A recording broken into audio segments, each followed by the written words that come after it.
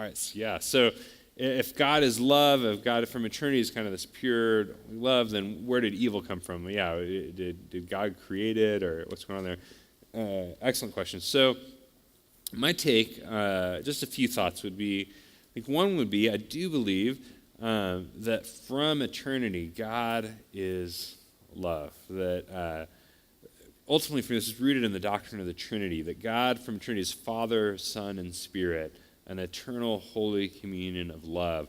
So God doesn't create the world out of filling some need in himself. He creates the world, I believe, as an object to lavish his affection on. So God is this eternal holy communion of love.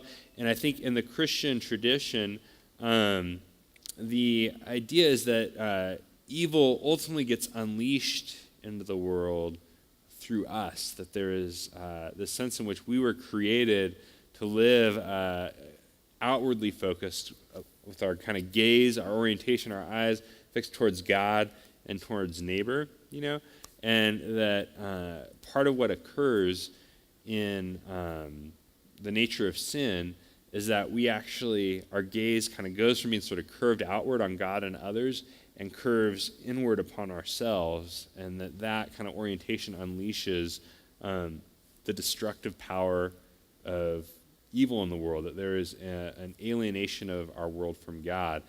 And so I don't think that it's, I don't know, maybe there needs to be some level of mystery there. I don't think it's accurate to kind of throw that back and, God, why did you create me with the capacity to, I think there's sort of the tension of going, God is this kind of eternal holy communion of love. God's created us to exist in relationship with him. But the reality is, however we understand the whys and the whatnots of it, the reality is that we have bent ourselves away from God, away from others, and towards ourselves in a way that I think has alienated our world from God, alienated us from God, our world from God, and has unleashed kind of a destruction that our world was created, I believe, to flourish before the face of its creator, and we have sort of usurped and rebelled and unleashed a distance that wreaks havoc in our world. So that would be my kind of short take, I guess. But that God is, because of God's extravagant love, that he could have just left us in that estate, but God continues to come after and pursue the redemption and reestablishment of his flourishing and goodness in our world.